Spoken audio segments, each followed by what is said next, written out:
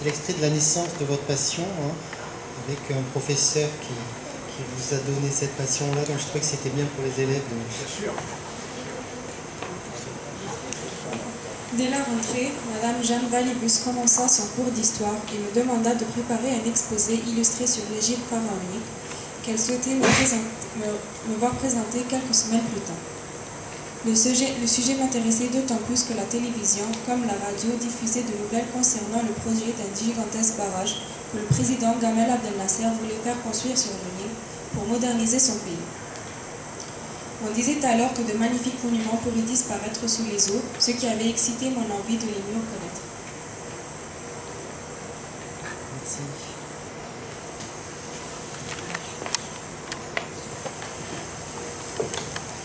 Oui, c'est un extrait qui est tout à fait émouvant pour moi parce que je veux dire que ce professeur, je l'ai revu et revu et revu après, jusqu'à sa mort d'ailleurs, puisque aujourd'hui elle a disparu, Jeanne Valibus. Mais voyez-vous, c'est là où c'est important, c'est que quand on est écolier, quand on est élève, on a parfois la chance, et souvent d'ailleurs, d'avoir des maîtres qui sont là et qui vont vous donner une passion pour quelque chose.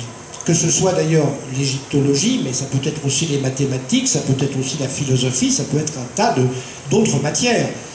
Alors ça, c'est vrai que c'est très important parce que moi j'étais très sensible justement à ce professeur qui était, à ce moment-là, parce que c'était en classe de 6e, c'est là où on découvre aussi l'histoire de cette civilisation égyptienne. Et c'est vrai que c'est tombé à un moment d'ailleurs assez extraordinaire, parce que c'est tombé à un moment finalement où en Égypte, il y avait ce très grand projet qui avait été envisagé par le président Nasser de construire un grand barrage, évidemment, pour mieux alimenter l'Égypte en électricité. Hein. C'était donc une séquence finalement de modernisation du pays.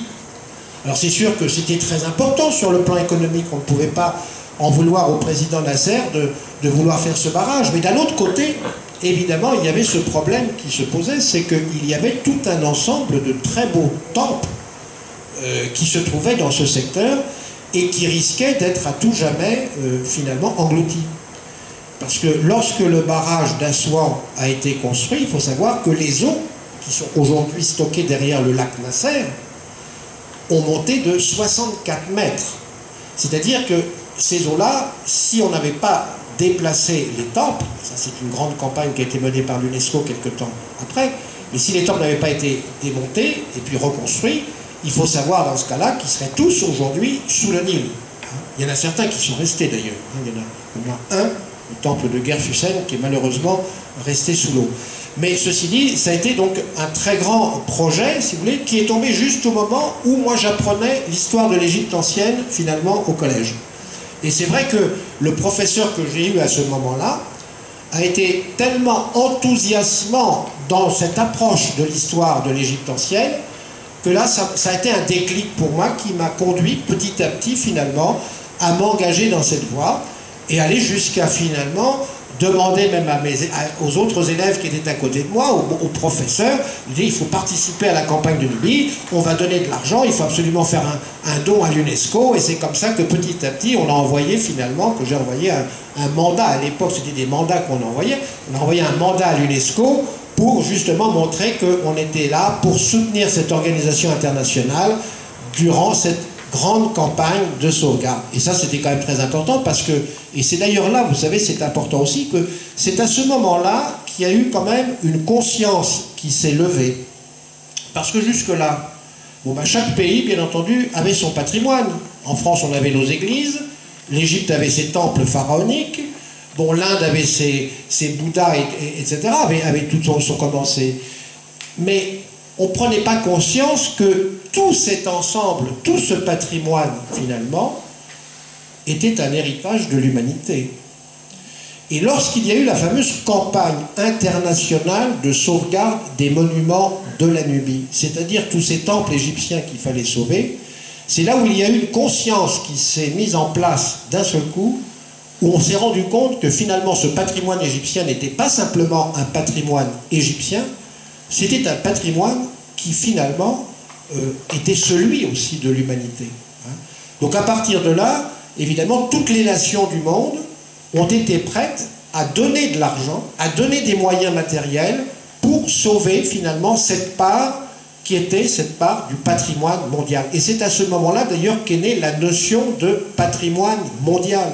C'est pour ça qu'aujourd'hui nous sommes beaucoup plus sensibles, vous avez dû le constater, hein, quand on essaie de sauver un monument qui est en péril, quand on voit par exemple ce que font les djihadistes de Daesh par exemple dans un pays comme, enfin dans une ville comme Palmyre où on a détruit tous ces monuments, tout ça nous heurte profondément parce que c'est pas uniquement finalement le patrimoine de la Syrie qui est touché, mais c'est une partie du patrimoine mondial qui est touché, c'est-à-dire une partie de notre propre histoire aussi à nous, parce que tous ces monuments finalement appartiennent à l'histoire de l'humanité, et l'humanité c'est qui? Ben, c'est nous. Donc on est aussi finalement responsable face à tout ce patrimoine.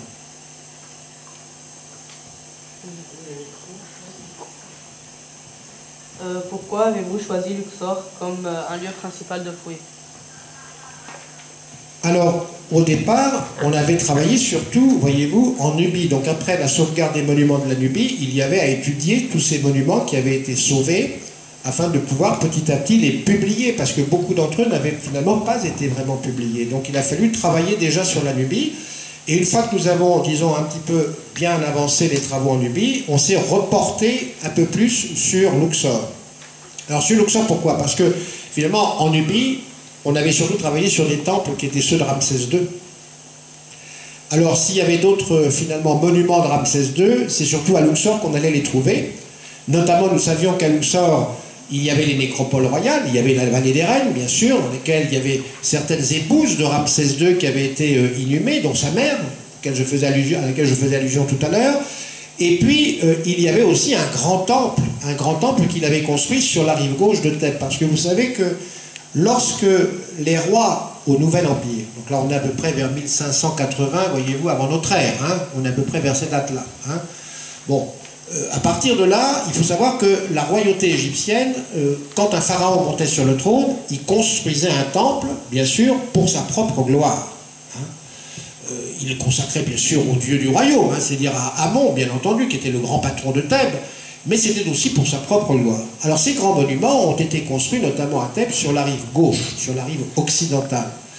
Et l'un de ces monuments a été consacré justement au roi Ramsès II.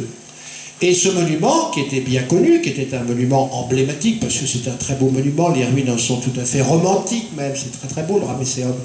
Mais il faut savoir que ce monument n'avait jamais été exploré de manière systématique. Donc, après les travaux que nous avions menés dans la vallée des Reines, il nous apparaissait tout à fait intéressant de pouvoir se pencher sur l'histoire d'un temple et voir comment ce temple, finalement, de Ramsès II, avait pu d'abord être construit, par qui il avait été construit, à quel emplacement il avait été construit, comment fonctionnait ce temple, pourquoi il avait été réalisé. C'était donc autant de questions finalement qui se posaient aux égyptologues, et c'est ainsi qu'on a demandé, alors à l'époque, c'était donc en 1991, on a demandé aux autorités égyptiennes de ce qu'était à l'époque le Conseil suprême des Antiquités, l'autorisation de pouvoir prendre en charge la responsabilité à la fois de fouiller, de restaurer, de conserver, et puis même de valoriser ce temple de Ramsès II. Donc c'est ainsi qu'est née, si vous voulez, cette idée de pouvoir prendre en charge ce temple d'abord, et puis essayer de mieux comprendre surtout comment il avait fonctionné au temps de Ramsès II et après la mort de Ramsès II.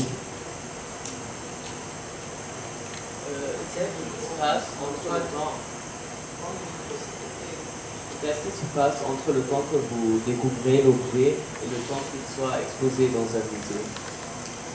Alors, il faut savoir que, bon, quand il y a une campagne de fouilles, bien sûr, on trouve beaucoup de vestiges, d'objets. Tous ces objets n'ont pas tous la même importance, bien sûr. La seule chose, c'est que ce sont des sources documentaires, et ça, qu'elles soient petites ou grandes, elles ont toujours finalement une utilité au niveau de l'enregistrement documentaire et voir ce qu'elles apportent finalement à l'histoire que nous essayons de retracer d'un site. Alors c'est vrai que beaucoup des objets qui sont trouvés en cours de fouille ne vont pas tous d'ailleurs dans des musées. Vous savez qu'il y a maintenant dans chaque province égyptienne ce qu'on appelle des magasins qui sont réservés aux antiquités. C'est-à-dire que toutes les missions qui travaillent, par exemple, vous savez, sur la rive gauche à Luxor, comme nous sommes sur la rive gauche à Luxor, on a pas très loin des chantiers de fouilles, un énorme magasin, alors qui est contrôlé par la police. Bien sûr, il y a une police permanente, il y a des autorités qui sont officielles et qui sont en permanence, il y a même un responsable avec tout un ensemble d'inspecteurs sur place. Et généralement, si vous voulez, à la fin d'une campagne de fouilles, tous les objets qui ont été trouvés, qui ont été enregistrés par la mission, vont vers ce magasin. Et de temps à autre, vous savez, de temps à autre, là ce sont les Égyptiens qui décident, qui le font d'ailleurs, les autorités égyptiennes du ministère des Antiquités actuellement, c'est que lorsque on crée par exemple des petits musées de province, on en a plusieurs, vous savez maintenant en Égypte, que ce soit à Minya, que ce soit à Suez, un peu à travers toute l'Égypte, vous avez des musées de province. Alors pour alimenter ces musées de province, très souvent, eh bien, on fait appel au magasin des antiquités, c'est-à-dire que dans ce cas-là, on sort des objets de réserve, et puis on les met en exposition dans ces nouveaux musées. Alors très souvent, évidemment, c'est une dispersion des pièces, parce que des objets qui ont été trouvés à Luxor, parfois se retrouvent à Minya, peuvent se retrouver dans le Delta, dans un musée du Delta. Ils sont un peu hors contexte, mais d'un autre côté, ce sont des objets qui permettent finalement, pour les habitants de la région, de mieux connaître un petit peu leur patrimoine et l'histoire qui va bien sûr avec ce patrimoine. Donc c'est une façon aussi de mettre en valeur ces objets qui ont été retrouvés au cours des fouilles. Mais il faut savoir que tous les objets, évidemment, ne vont pas toujours dans des expositions ou ne vont pas toujours dans des musées. Ça, c'est en fonction, si vous voulez, de la qualité de l'objet, de la beauté, de ce qu'il apporte finalement à la connaissance.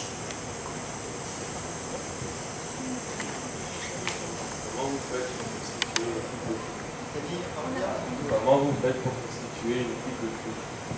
Ah, alors une équipe de fouilles. Alors vous savez, pendant longtemps, il faut savoir que les équipes archéologiques étaient surtout constituées d'archéologues égyptologues. Là, on a dépassé tout ça aujourd'hui. Parce que vous savez, aujourd'hui, on est dans un monde où la pluridisciplinarité est absolument nécessaire.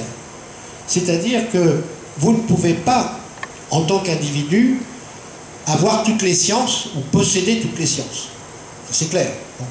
Si vous avez évidemment suivi des études pour être égyptologue, vous êtes avant tout égyptologue. Seulement un égyptologue, il ne peut pas traiter de problèmes, par exemple, qui concernent, si vous voulez, des travaux qui sont plus en raccord avec la zoologie ou avec la botanique ou avec l'anthropologie, l'étude des ossements humains, par exemple. Donc là, on est obligé de faire appel à des spécialistes. Alors, une mission, quand elle s'organise, en fonction du programme de la mission, le directeur de la mission va faire appel à des spécialistes. Donc, par exemple, voyez-vous, quand moi je travaille sur le temple de Ramsès II à Luxor, alors bien sûr, j'ai à côté de moi des égyptologues qui me secondent, j'ai à côté de moi des architectes, parce que c'est très important d'avoir un architecte, parce que quand on trouve tout un contexte archéologique, il faut le relever, bien entendu, il faut relever. S'il y a des murs en briques ou des murs en pierre, il faut faire les relevés architecturaux de tout cela pour que ce ne soit pas perdu au niveau de la documentation.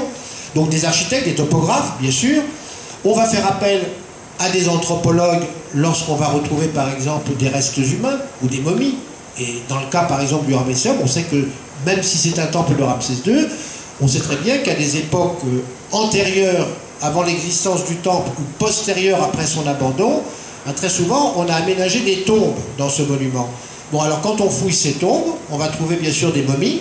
Ces momies-là, c'est pas moi qui peux les examiner, je ne suis pas anthropologue, je ne suis pas médecin, là il faut faire appel à des spécialistes. Donc on fait venir sur le chantier un anthropologue qui travaille avec nous et qui va permettre, par ses connaissances, d'examiner les corps, de pouvoir leur donner un âge, leur donner un sexe, et puis aussi voir un petit peu si on peut, à travers ce corps, avoir aussi des informations sur les raisons de la mort du personnage, par exemple des exemples de pathologie, de quoi est peut-être mort cette personne, etc. Donc tout ça, voyez-vous, est tout ça important pour notre connaissance aussi. Et puis, bien entendu, on va faire appel à des techniciens, très souvent, que ce soit par exemple la céramique. La céramique, il faut l'étudier, il faut la classer, il faut la dater.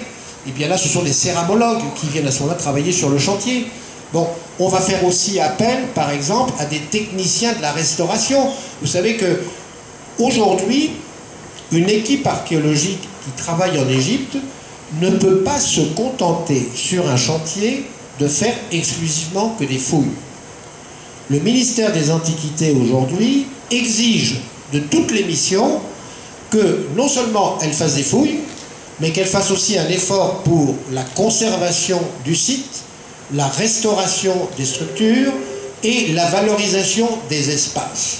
Ce qui veut dire, voyez-vous, que c'est tout un ensemble, finalement, tout un ensemble de facettes nouvelles qu'on doit accrocher, finalement, à une mission archéologique et qui nécessite, là, eh bien, la venue de spécialistes de la restauration, des conservateurs, des restaurateurs, des tailleurs de pierre, des sculpteurs. Voyez-vous, donc, petit à petit, quand on regarde bien, une mission archéologique, voyez-vous, elle est constituée de tout un ensemble de compétences très diversifiées, mais qui sont tout à fait nécessaires et même indispensables lorsqu'on travaille sur un chantier archéologique aujourd'hui. Qu'est-ce qui vous a poussé à écrire ce livre? Alors, ce qui m'a poussé à écrire ce livre, alors je pense que, voyez-vous, là c'est une somme, je le disais tout à l'heure, hein, au départ c'est un journal. Alors un journal, ça peut être quelque chose d'intime, bien sûr, et c'est vrai que quand j'ai écrit ce journal, il y avait des parties qui étaient aussi intimes, plus personnelles, et puis il y avait aussi un petit peu tout ce que je pouvais relever de ma vie quotidienne au cours des jours, qui était un petit peu sur tout ce qui se passait autour de moi. Et j'ai pensé qu'à un moment donné, quand même, quand on arrive à un certain âge, quand même, on se dit, est-ce qu'il faut laisser ça dans un tiroir, donc finalement le laisser vers l'oubli, ou est-ce qu'il faut quand même, disons, livrer une partie de ces informations, qui sont quand même toute une tranche de vie, à la connaissance? Alors moi, c'est quand même plus de 40 ans de vie dans ce magnifique pays qu'est l'Égypte.